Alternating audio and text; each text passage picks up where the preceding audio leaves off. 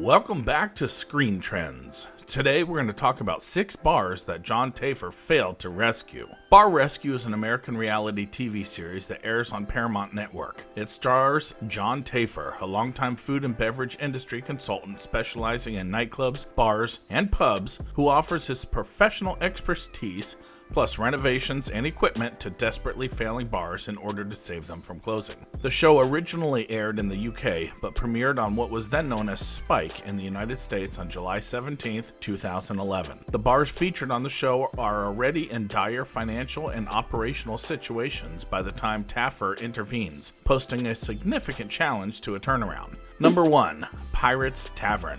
The pirate-themed Pirates Tavern in Silver Spring, Maryland, which had been rebranded Corporate Bar and Grill by Taffer, reversed all of the changes Taffer made to the bar shortly after their episode was filmed. The owner released a YouTube video called Pirates Revenge, showing the corporate sign created by Taffer's team being shot at and burned in effigy. The video was heavily disliked by YouTube viewers and garnered a positive rating of only 4%. Taffer, of their decision, said, "If you have a pirate concept that had failed for 5 years and had a new concept, would you go back to the concept that failed for 5 years or try something new?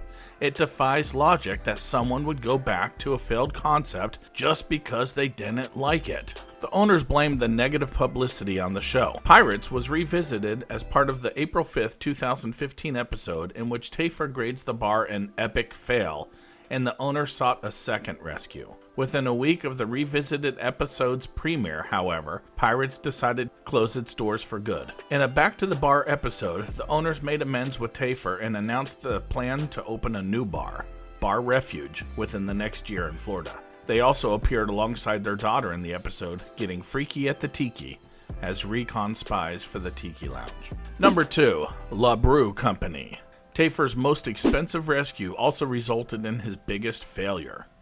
His visit to the Los Angeles Brewing Company during Season 4 saw him put $1 million into updating the bar, which included the installation of a self-service beer tap and an in-house brewing system, which was intended to allow the bar, which was rebranded as La Brew Company, to start serving its own beer. 4 months after the rescue, the brewing system was discovered to have never been used. The self-serve tap was disconnected, and the owner had reverted changes to the bar taps and the menu. In addition, La Brew Company's liquor license had been suspended and the business was put up for sale.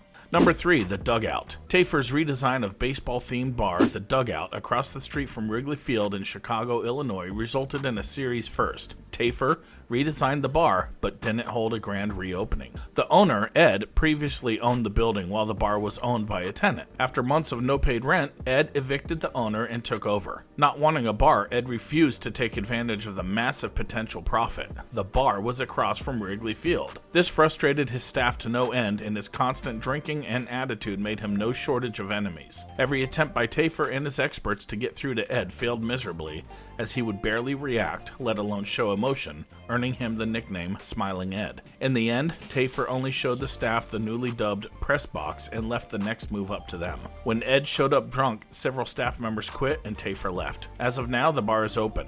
However, Ed has split it into 2 parts, the dugout on the bottom floor and the press box on top. He also still shows little interest in saving the bar and no gratitude toward the bar rescue. Number 4. O'Face. Taffer's first walkout was the trailer-themed O'Face bar in Council Bluffs, Iowa in the Season 3 Punch Drunk and Trailer Trashed episode. The owners, Matt and Karen, named the bar after a vulgar expression and engaged in terrible behavior to their staff. In one of the bar rescue's most infamous moments, Matt and Karen responded to a staff member fight by firing the victim, bartender Sarissa, instead of its instigator, manager Amanda, because they liked Amanda more. John was infuriated and almost left on the spot. The owners made amends by firing Amanda and apologizing to Carissa, but this cost a day of training. Their treatment of customers was little better. Matt refused to give customers the recipe to their signature Ogasm shot, and bartender Dave was irresponsible with fire. After an abysmal stress test, they wasted still more time by bickering and family drama. The final straw for John was his background check of the staff, which exposed evidence of criminal acts, a video of Matt slapping Dave and offering Syke a raise to throw him through a window. Matt showed no remorse. John refused to involve himself with or risk his reputation for people with such a lack of morals and professionalism. He refused to rescue their bar and walked out. Sick was later fired and Amanda rehired. Number 5, return to second base. John's second walkout occurred in Season 4, Second Base, Third Strike episode. It was previously called Extreme Sports Bar. It was based in Orange, California. At first, Gary, who was promoted to manager at the end of Bikini Bust, appeared to be at the fault because he did not seem to do his job and blamed successful bars nearby for stealing customers. At one point, Gary became so agitated he pushed down a retaining wall. Instead, John discovered that owner Terry didn't give his staff tools or funds required to operate his bar, consistently replaced old bartenders with new ones he didn't even meet, and abandoned John's menu and uniform changes. Number 6, Blacklight District. John's third walkout was the punk rock-themed Blacklight District in Long Beach, California. Owner Dave refused to accept any changes to the building, drink menu, or music choices. He would only play punk rock, deeming anything else as selling out. He made it clear he'd rather have his bar closed than play any other genre. He displayed an immense ego, going as far as to insult customers who criticized the music, along with John and mixologist Phil Willis. He sneered at Phil's attempt to prepare a fruit-based drink menu that sold well at other music-themed bars. Dave's bar was filthy and he proved more of a hindrance than helping during stress test. When Dave told John to his face to leave, insisting he knew better, John happily complied. The staff, especially jilted investor Gabe, was dismayed by Dave's apathetic attitude and the hope John took away with him. This brings us to the end of our video.